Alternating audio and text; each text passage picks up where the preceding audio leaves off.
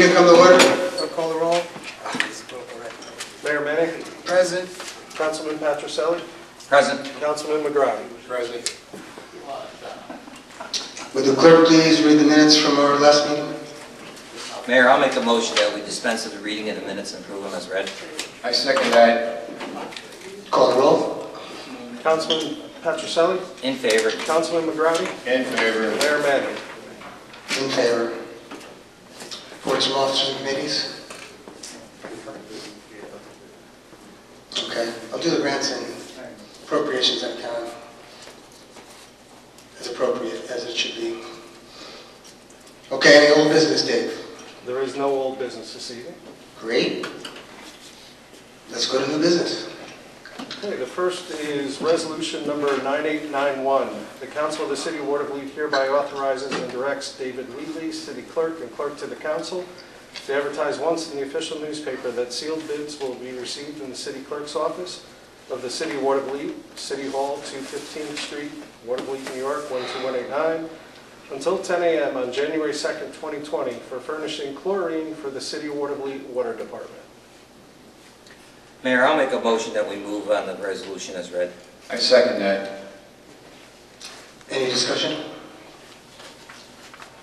This is just a rebid. We did actually receive one bid for chlorine, but it came in one day. It was late. One day late, one day after the bidding period. So we have to rebid again. I think it was more. Well, it came in Monday. Let's just leave it at that. Came in Monday. All right. Call the roll. Councilman Patricelli. In favor. Councilman McGrady. In favor. Mayor Manning. In favor. Your Honor, the second resolution, number 9892, will not be read this evening. So resolution number 9893 now becomes 9892. The Council of the City of Watervliet hereby approves agreements between the City of Watervliet and the Triad Group, LLC, Flurry Risk Management, LLC, and Midwest Employers Casualty Company, and further authorizes and directs Mayor Michael P. Manning to execute the same. I'd like to make a motion to accept resolution number 9892 as written. I'll second it. Any discussion? These are the last steps in the process to going fully self-insured with our workers' compensation in 2020. The first item in the resolution is to choose a TPA to handle claims processing. Based on the analysis provided, the city feels the best fit will be Triad.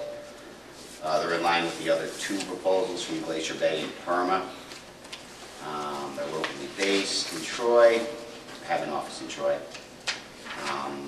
If you factor in, we'll have some savings from moving our POMCO claims, which is our death benefit claim provider, over to them. We'll see another savings of about $6,500 with Triad taking that over at no additional cost. Well, it's in their cost structure, I should say. Second item in the resolution is recommending Flurry Risk Management for our risk control services. This includes claim analysis and trending for identifying causes, site survey and analysis. They do OSHA PESH compliance trainings, access to online interactive safety training systems. They basically review and assess exposures and risks and put action plans into motion. And the last item is the excess workers' compensation coverage. I provided the quote to the council there. Well, just to make determination on what retention levels we want. This pool is quite limited. There's only two carriers out there that provide quotes for excess workers' comp. That's Safety National and Midwest. And unfortunately, Safety National is the current provider of our PERMA workers' compensation plan, so they couldn't provide us a quote. So Midwest is basically the only dog in the fight on this one. They're a $2 billion plus company. They're an A+ 15, which is the designation, which is basically the highest rating you can get. And so bottom line, all the services in this resolution would cost the city about $141,000 if we went with what I'm recommending here. PERMA costs were about the same. However, PERMA does not provide a aggregate limit, which would not limit our, in the event we had multiple catastrophic occurrences. So, that being said, it looks like the cost structure with those three components would be the better bet for the city, in my opinion. And the opinion analysis that was done by him. So is this resolution picking the retention level, or we still have to do that? No, we got the quote for that, just to pick, to allow us to use Midwest as our insurance carrier. And then pick. And we can pick whatever, again, based on discussions. Good. Any questions for Mike? I have Good, good. Councilman Patricelli? In favor? Councilman McGratty? In favor. Mayor Manning? In favor? Next order of business is ordinance number 2019. It's an ordinance of the City of Watervliet adopting the annual estimate and fixing the rate to be employed in computing the amount to be collected for the city taxes for the year beginning January 1st, 2020. Mayor, I'll make a motion that we move on this ordinance. I second that. Is there any discussion? This is formally... This is to, formally approve the tax levy. Right, we're doing the first one's up. Yeah, the tax levy for 2020. The overall rate increase is a 1.01 increase. 1.01% increase, and we are coming in under the tax cap.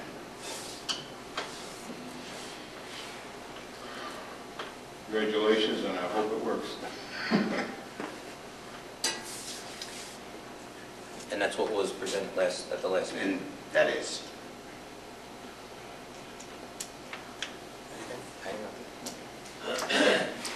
Okay. Call the roll, Dave. Councilman Patricelli? In favor? Mayor Manning? Or, In I'm favor. sorry, Oh, no, you can Councilman go. McGratty? In favor. You did vote in favor. I did. And I said you can go in any order you want. So. Okay, sorry. We only Ordinance have one more number, chance, so. ordinance number 2020. An ordinance of the City of Watervliet, New York, adopting the rates to be employed in computing the amount to be collected for state and county tax pursuant to Section 116 of Chapter 462 of the laws of 1918. I'd like to make a motion to accept ordinance number 2020 as written. I'll second it. So this is giving us the authority to collect the taxes for the county. That is correct. Yeah. What was there? What did Olney County come out of? It was a slight increase in the rate. I forget the exact amount. It was minimal. I have the, I'm sorry? it's, what's in the ordinance? Yeah. The total amount, I think it's 1,000, And then like in percent. oh, You know, like we were 1.01. can't tell you. So it's very small. Isn't it weird that our last ordinance is 2020 as we go into 2020? Okay. That is. I figured it out. Councilman Patricelli? In favor? Councilman McGratty? In favor. Mayor Manning? In favor. Your Honor, that concludes the new business for this evening. Okay, great. Appropriations and accounting, we kind of covered that by passing the budget. We had some, over the last 2 days, New York State announced its annual giveaway. We did very well. We submitted 5 grants. We received 4 out of 5. We got $3 million for a grant for improvements to the filter plant, and if you've been at the last couple of meetings, that was rolled up during the budget workshops as an area that needed funding, and that'll put a big dent into that. We got $1.25 million towards a project to separate combined sewer overflows We've talked about those as well. We're currently under consent order, along with the rest of the Albany pool, to make factors so that when we have a sewer overflow, it doesn't go into the Hudson. Taking them out is the 100% way to stop that. That's only a fraction of what would be needed to do the whole job. We got a $200,000 grant today for a micro-enterprise grant. We haven't done one of them in a while, but when we've done them, they've been very successful. Most of the businesses on 19th Street and 3rd Avenue, Port Schuyler, have received one of these grants. And we got $38,000 to update our LWRP, which is the local waterfront redevelopment improvement plan. The plan is probably 20-some years old, and most of the steps identified in the plan have been completed, so it's time for an update. And this will be a help as we apply for the downtown revitalization improvement grant that we have a study undergoing now to put our plan together. So we did pretty well, almost, if you do the math there, close to $4 million. Congrats to Dave, Paul Murphy. Name doesn't get mentioned much, but Paul writes most of the grants, and his average of us getting grants on a percentage basis is way above the norm, I have to think. Anything else grant-wise, Dave? I think you mentioned the $3 million was the largest grant that we've ever received. I didn't, but that's a good point. So we also set a long-standing Watervliet record of highest grant is now $3 million.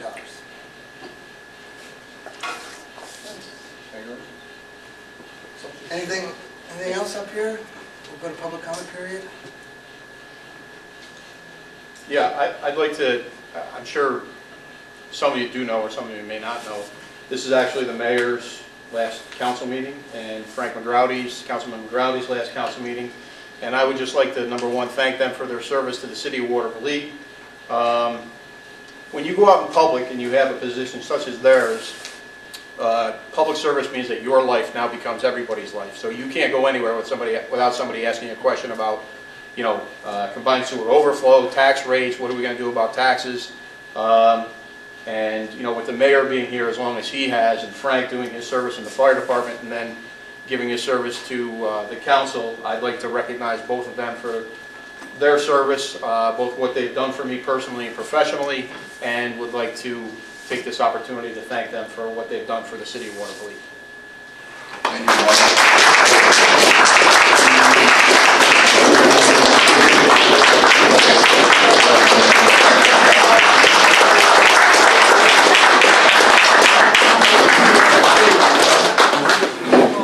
Thank you, Mark. Thanks, Mark. Here's the work. We even got Paul to stand up. That's something. You should have just stayed standing because we're going to go right into public comment period. Dave, take it away.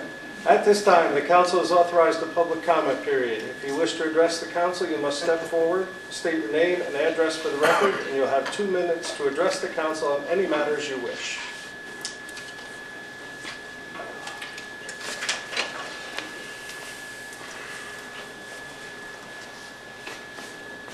Paul Juban, 1500 12th Avenue, Watervliet, New York. The other day, I rode over 9th Avenue between 19th Street and Clinton. I thought maybe I was in a third world country or the Appian Way. National Grid has excavations, probably 8 or 10 along that stretch. Every one of them has settled. Now, I know I've been critical of National Grid and many things that they do. Someone has to be on top of these people to see that it's done properly. Whether it's the tamping, whether the concrete was put in, and when the blacktop is put in, it should be put in to the saw cut, not an overlap. Now you're going to say that Mr. Cady probably oversees that. Well, that gentleman, he's overburdened with other work and whatnot. There should be someone to follow these people around and be on top of it. It's the same old thing when they do work. They don't have a staging area. They dump gravel in the road, it stays there for a month, equipment all over the place, unacceptable. I mentioned it before, but evidently I'm a nitwit. Nobody listens to me. So maybe when the new regime gets in here, maybe it will be addressed. Thank you.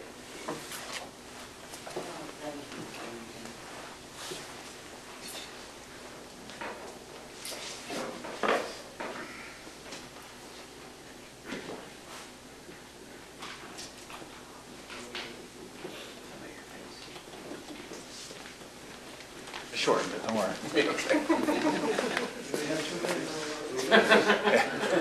Good luck. Jeremy Smith, 3 Railroad Avenue, Watervliet, New York. Longtime attendee, first-time commenter. First, congratulations to Councilman McGrowdy and Mayor Manning on successful careers as elected officials. Congratulations to Councilman Patricelli on his election to mayor. As Mark Spain mentioned, elected officials face much scrutiny, so today I want to focus on the successes of Mayor Manning's tenure. First, finance. When Mike Manning was first elected, the city had a negative fund balance, pretty much in the worst financial situation in the city's history.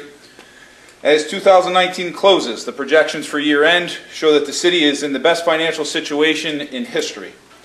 Well over $1 million in fund balance, and likely will be the highest fund balance in the city's history. With that said, when the fiscal stress score comes out, there should be no designation. Healthiest funded reserves in city history, multi-year financial planning tools in place, countywide shared services plans to further reduce expenses, FRB report resulting in multiple DOS grants to further reduce expenses. In summation, went from the worst financial state to the best.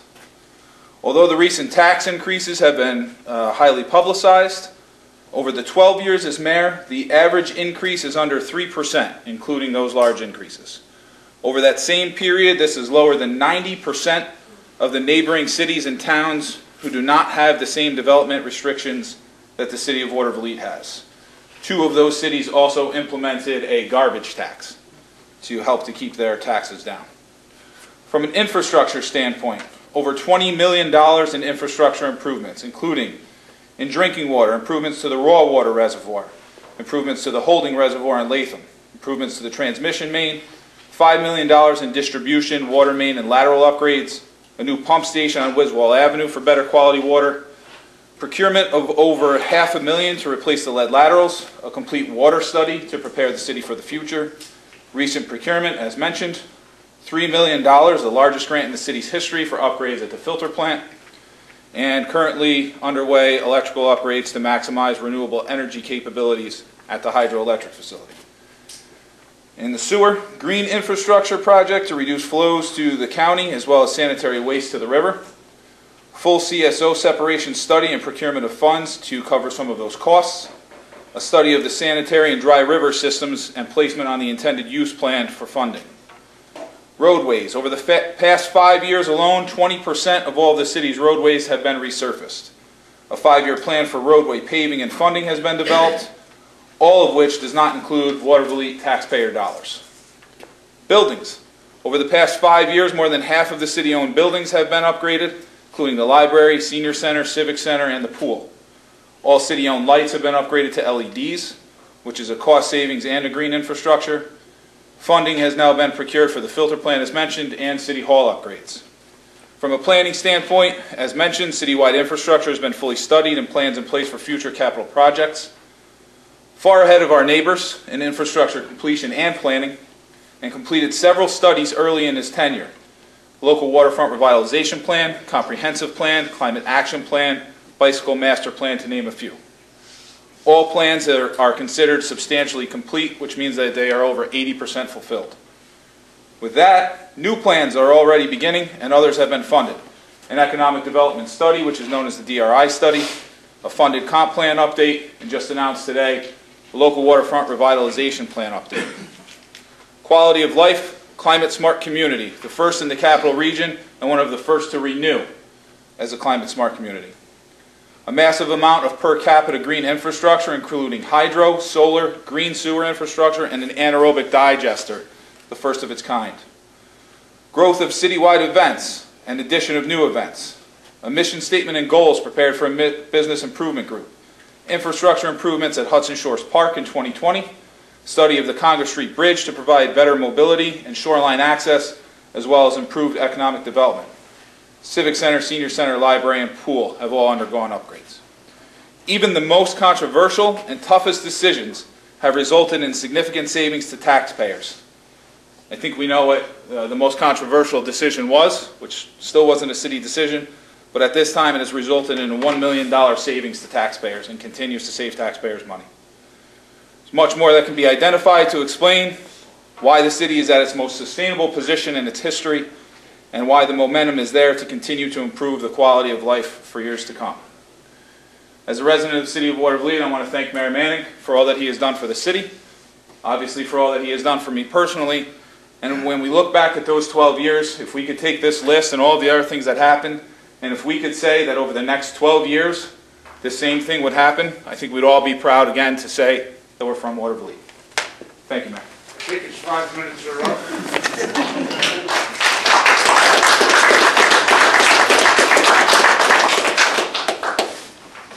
I'm still trying to figure out where the FEMA is.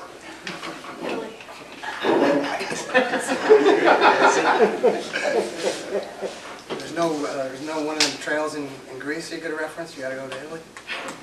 Okay. Anyone else? That's a tough act to follow.